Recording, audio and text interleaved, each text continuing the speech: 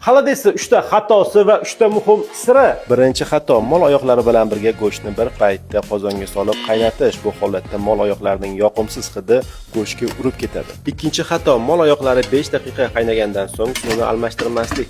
Men 2 marta almashtiraman, ana o'shanda mol oyoqning yoqimsiz hidi mutlaqo yo'qoladi. Va mol oyoqlari 3 soat qaynagandan keyin mol go'shtini kachalka joylaridan qozonga tashlang. Uchinchi xato: xolodesni baland olovda qaynatish. Agar xolodesni baland olovda qaynatsangiz, bulyoni xira va yoqimsiz rangda tus oladi. Shuning uchun xolodesni past olovda uzoq muddat qaynatish kerak. Birinchi sir: agar xolodes tilla rangda chiqishini xohlasangiz, piyoz va qizil sabzini yog'siz quruq skоворodkada ozgina kuydirib olib, bulyonga qo'shib yuborsak, ana o'shanda xolodes rangi oltin rangga chiqadi. Ikkinchi sir: xolodes shunaqa yog' qoplamasdan chiqishi uchun oddiy salfetkalar bilan bulyondagi yog'larni shimdirib olib, suzib olamiz. Men 3 marta takrorlaganimda yog' tugadi. Uchinchi sir: xolodes shunaqa prozrachniy chiroyli chiqishi uchun tuxumni oqini ozgina suv bilan aralashtirib olib, sovigan bulyonga qo'shib, past olovda bir marta qaynab ishib chiqishi bilan o'chirib, marli va mayda sitidan o'tkazsangiz, sizda prozrachniy bulyon paydo bo'ladi. Bu fransuzcha oqsilli filtr. Umuman hidsiz, yog'siz prozrachniy tillarang xolodesimiz